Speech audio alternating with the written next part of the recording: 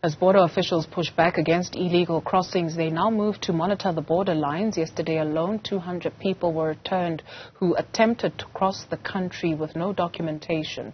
Newzroom Afrika's Nqobile Madlala is at the Beitbridge border post this morning, and you're standing by to tell us what is happening there at this hour at least. Good morning, Nqobile. Good morning, Tutu. Yes, a lot of activities taking place today. In fact, as you can see behind me, there's like a row of buses that are currently just waiting to get as many people as possible out of here. So these are some of the buses that they're looking closely to ensure that they are doing things accordingly, that they're adhering to the law and that they continue to do things and abide. But at this very point, of course, we know that with more activity means that there are more numbers of people that are getting into South Africa. And you'll remember that even yesterday they did explain to us that they're expecting the numbers to go up. Let's find out now more in terms of how many numbers you've got so far. Are you seeing more people coming in? Yes, I've just seen the numbers have increased compared to the day before yesterday, because the day before yesterday we processed approximately 15,000, and then yesterday when I go through my system this morning, I happen to find that we have processed 21,400 people coming in. Are these the usual numbers, or are we still expecting them to go up? Yeah, we're still expecting to go up as of tomorrow, and then people will be going and also exiting, because the schools are opening on the 9th of January in Zimbabwe, and then we expect as well people will be going out of the country, going to prepare for their school return. And whilst you're processing those numbers, what sort of challenges are you finding at this point? Normally, where you find that a person will be coming with a new passport, and then without knowing that the person has been owing us some money, where the person overstay into the country, and then when the system also it picks up and then it assists us, then we happen to return the people back to their country.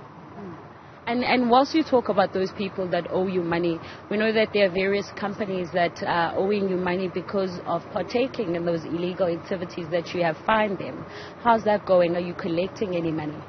Yes, we have started collecting some money, because there was a bus company which has been owing us some money for the past 5 years. And then yesterday I saw it on my email, and then they've sent the email to show that with the proof of payment they've already paid 1.4 million, which has been owed to us. How do you get to 1.4 million? What sort of fines were they fined for? It happens to find that if you are carrying a person in a bus, it's 15,000 per person, where it happens that this bus it has been coming in and out, and then we didn't have any mechanism how to collect that money. But now we happen to sit down, and then we said, okay, any bus which is owing us, and then we need to stop them until they pay, and then we have seen that that thing is working for us. So are you stopping their operations? Yes, we stopped the bus until the owner decided to go and pay, like what we did yesterday. We happened to stop 5 companies, and then we saw that the one which happens to pay 1.4 million. All right. And whilst we talk about that, we know that also the borders at this point, obviously with more people coming in, that means there's more people also that are trying to come in illegally. How is that looking at this point? We have deployed our SNDF at the borderline, also our border guards on the borderline, and SAPS is assisting us. And then just after the port of entry, just 3 kilometers, we're having a roadblock where all the stakeholders were there. Then if a person will have tried his means or a means, we're having a roadblock where we can able to detect that. Have you stopped anyone there? Yes, I've seen the statistics, and then where we happen to arrest 60 undocumented last night at the roadblock. And whilst we talk about those roadblocks, we know that now Patriotic Alliance is on the ground, in just not far from here, about an hour away. That means that they're also doing the work that you're doing. Have you had any communication with them in terms of how they may be stopping the people? Do they have a right to? No, I haven't heard about the Patriotic Alliance. I'm just hearing it from you now, and then which means they're not supposed even to do that, and they're not even supposed to be on the borderline, because we are having officials who are doing such work at the borderline. Yes. Thank you very much for speaking to us, sir. Well, a lot of activity, of course, taking place.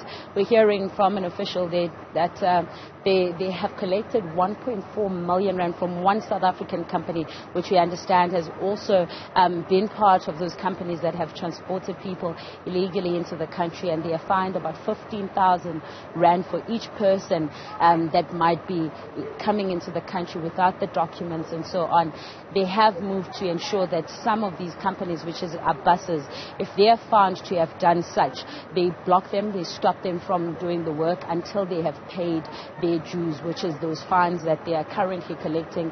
We're hearing that there's a couple of buses now that they have stopped. Of course, they can't give us the names, but they've stopped them from operation because in their business they have done such.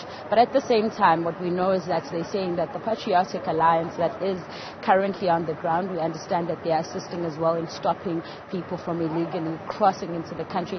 Haven't had a conversation with them. Of course, there is a meeting that's currently taking place where the Commissioner and the Deputy Commissioner are currently getting a briefing just before they go to the borderline, which we understand that they are going to be focusing on their hotspots. So we will hear from them as well if that communication has gotten to them and how they managed to get to that point where they can stop people.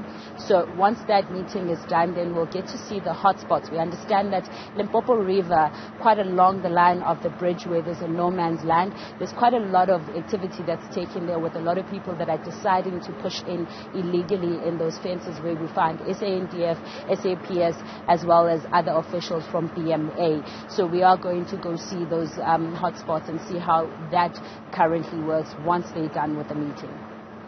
Madlala, thank you very much for that report.